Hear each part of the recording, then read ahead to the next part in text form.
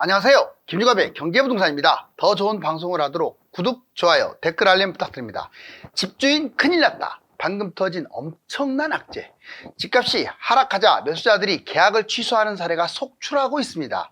또한 100대 1이 넘는 치열한 경쟁률을 뚫고 당첨이 되었지만 계약을 포기하는 일이 일상화되어 버렸습니다. 태형건설의 PF 문제를 제대로 해결하지 못하면 건설사와 은행발 금융위기가 터질 수 있다는 강력한 경고도 나옵니다. 그렇다면 방금 어떤 악재들이 집주인을 짓누를까요? 유료상담은 010-2616-1276 제가 직접 매수 타이밍과 입지를 추천해드립니다. 지금 바로 전화 주십시오.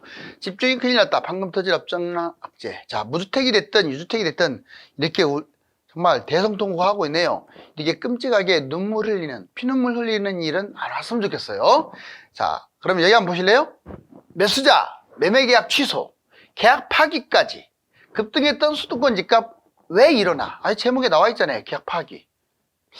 그렇게 올랐던 수도권 집값이 왜 그럴까요? 자, 매수자 계약 취소. 먼저 금매라든가 이런 매수자 계약 취소 사례를 봤더니 집값이 떨어질까봐 또 더 좋은 곳으로 가려고 등기 후 그냥 어쩔 수 없이 뒤파는 경우도 있죠. 보세요. 집값 하락. 매수 가격보다 하락한 매물이 자꾸 등장하는 거야. 내가 6억에 잡았는데 더 안 좋은 게, 더 좋은 게 5억 8천에 나와 있어. 또는 5억 5천에 나와 있어. 막 비슷하면은 그냥 끌고 가는데 많이 차이가 나. 당연히 취소하겠죠. 계약금 10%보다 실거래가가 더 하락을 해버렸어요. 점점점 미끄러지는 이제 단지마다 나오겠죠. 집값이 매주 조금씩 떨어지는 추세야. 이러다가 1, 2년 빠지는 거 아니냐. 자, 이런 집값 하락 우려 때문에 취소합니다. 두 번째, 더 좋은 것. 계약을 이거 포기하더라도 지금 금매가 나오고 있으니 저곳이 더 계약 취소 금액을 따져도 더 좋다. 그래서 그곳으로 가는 거예요. 원하던 아파트 너무 비싸서 못 갔는데 계약까지 치렀는데 거기 나왔어. 싸게. 당연히 이거 패등기 치고 10% 포기해버리고 자, 매수하겠죠. 유망지역 아파트 청약에 당첨되었는데 취소. 이렇게. 그 다음에 등기 후 이번에 되팔기. 계약 후로 집값 하락 등기 후 되팔기. 이 취소가 좀 늦었어. 그러면 이제 곧바로 등기를 이제 칠 거 아니에요. 중도금까지 낸 상황이라서. 그럼 잔금 치르고 등기 친 다음에 바로 되팔아버리는 거예요. 왜?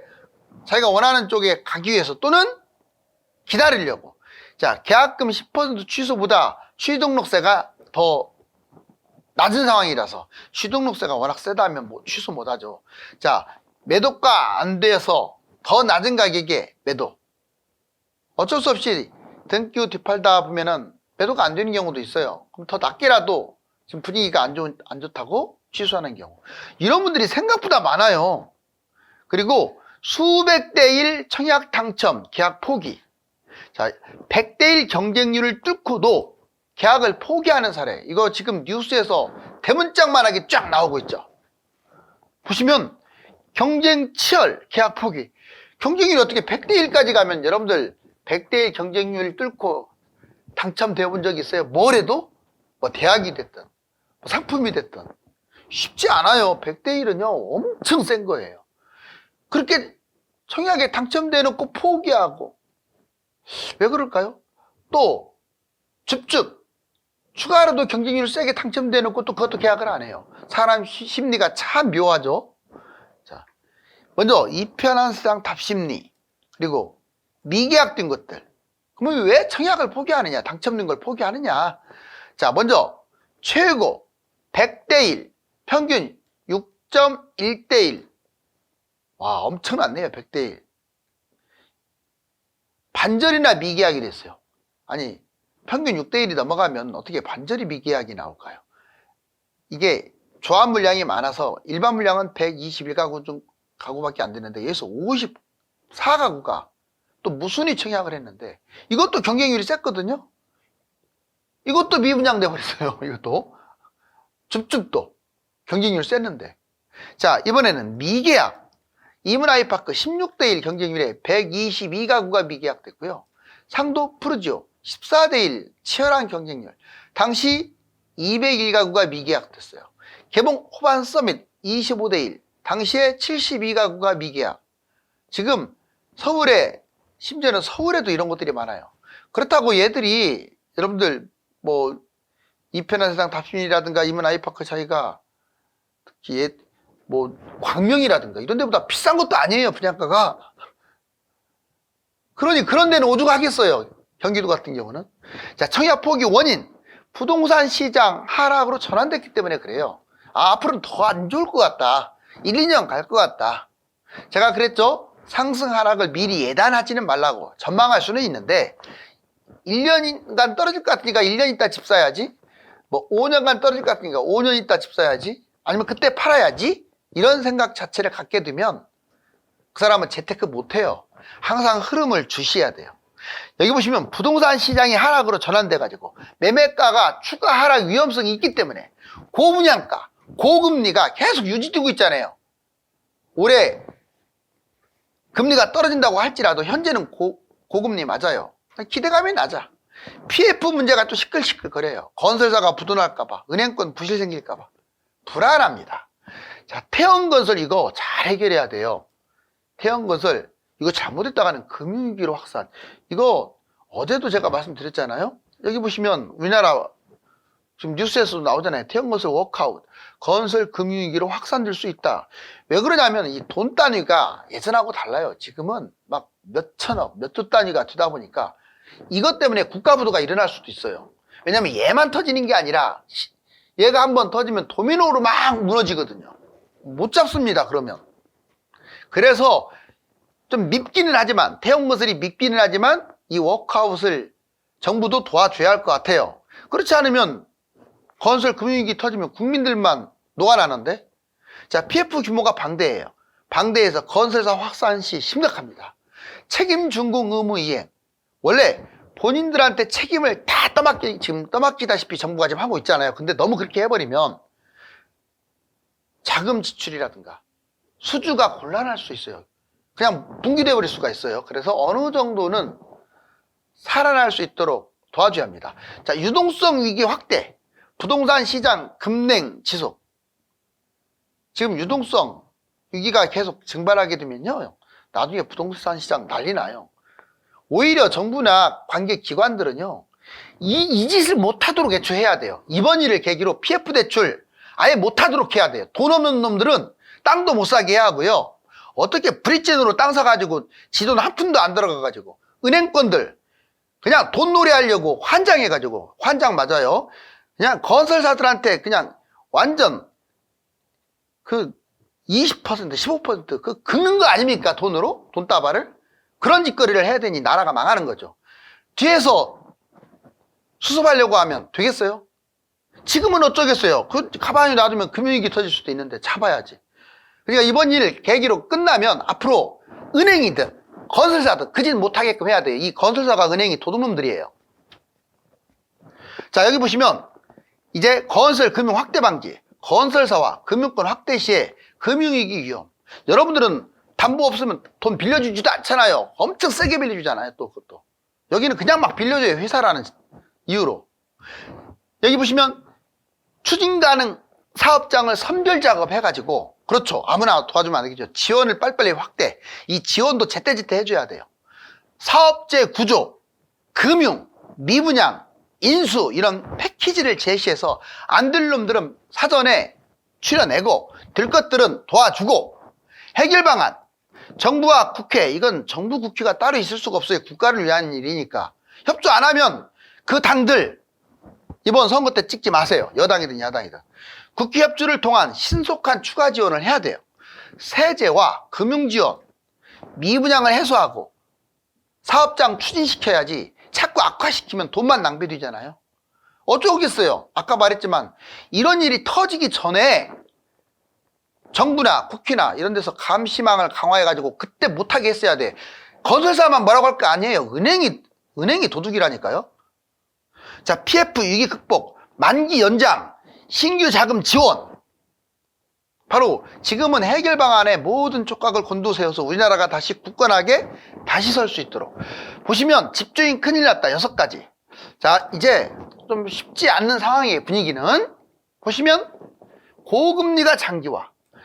미국 금리 인상은 끝났는데, 기존은 이제 끝났는데, 바로 뭐 금리 인하 하겠다고 안 하잖아요.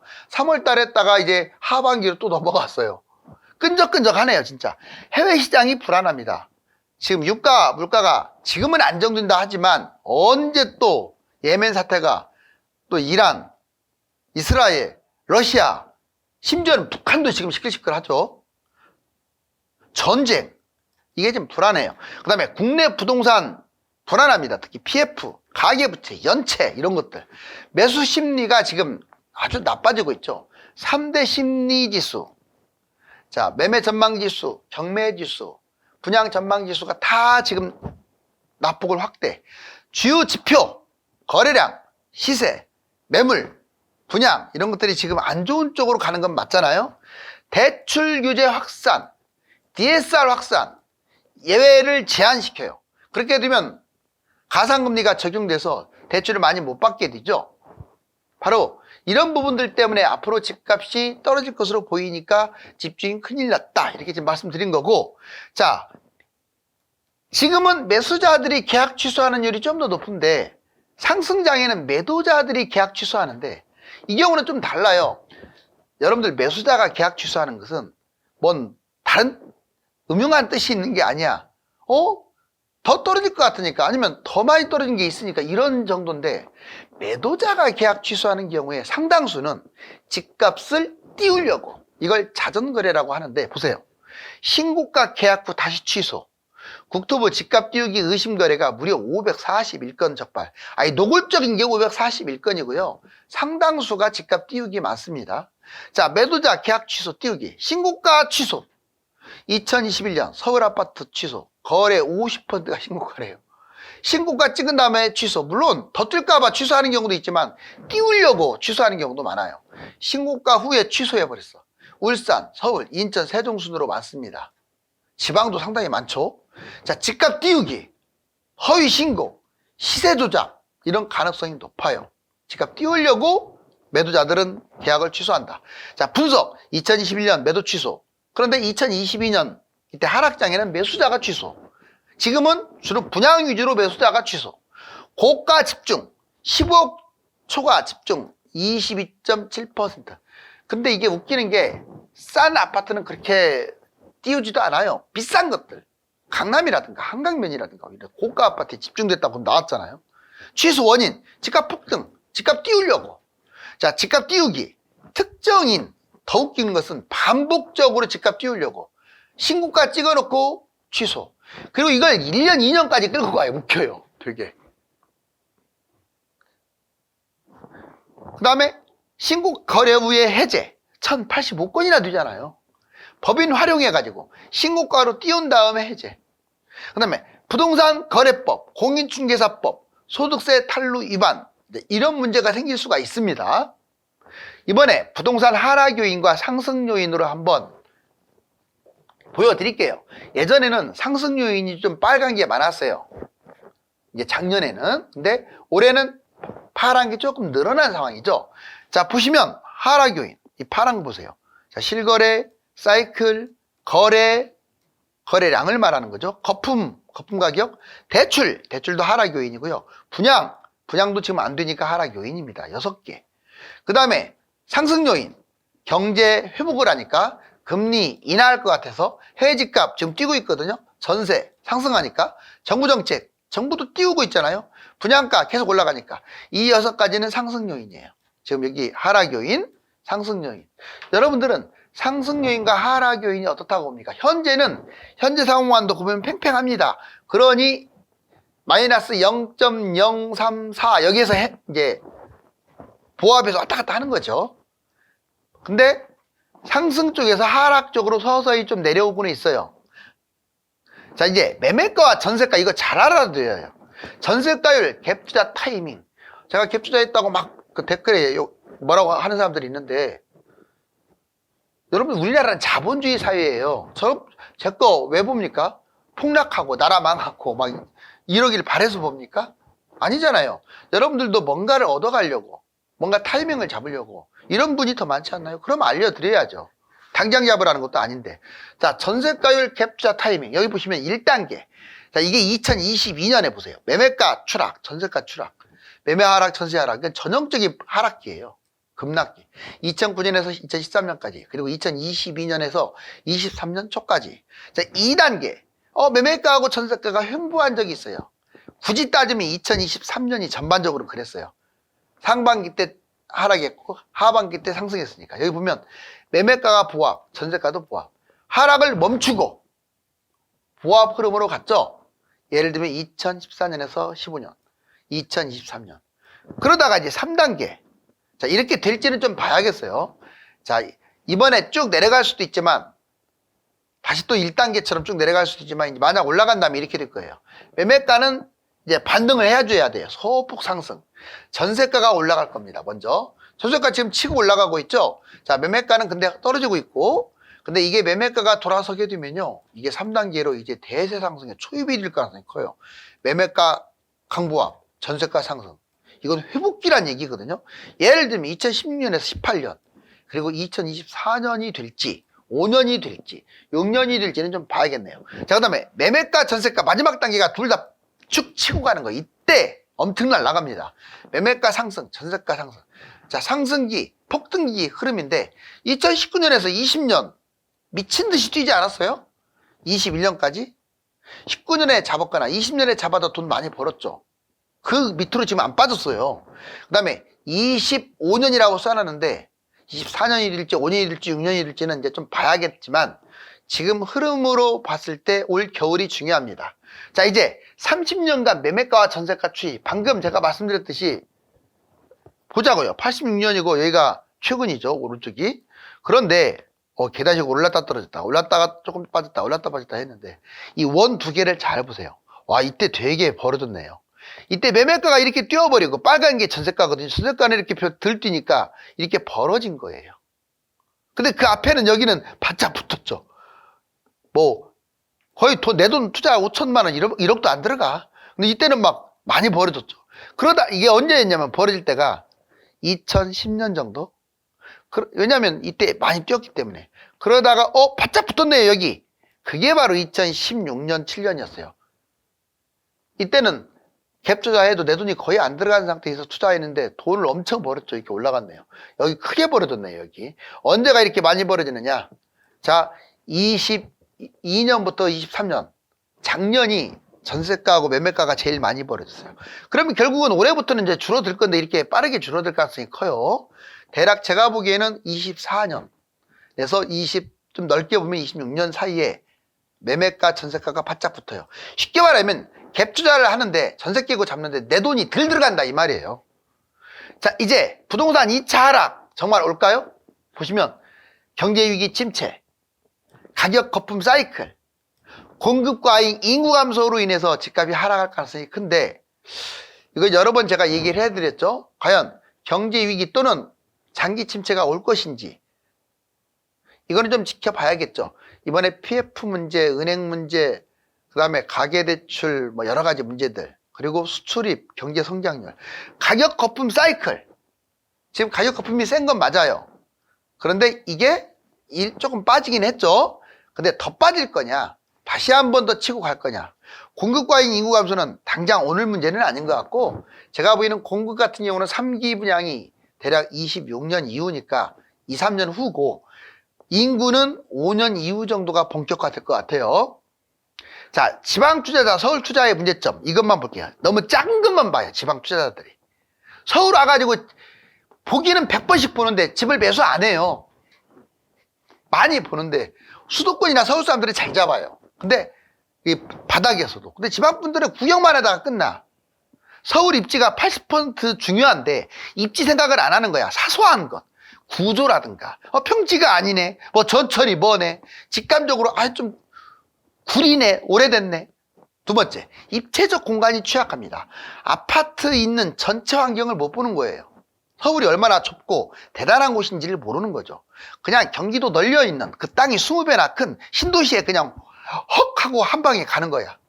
지방 아파트들은 새 것도 3억, 4억, 5억밖에 안 하는 것들이 많잖아요. 그러다 보니까 서울에 있는 헌 아파트 세대수도 몇 개 안 되는 뭐 이게 얘들이 막 6억, 7억, 8억 하니까 잡을 생각이 뚝 떨어지겠죠.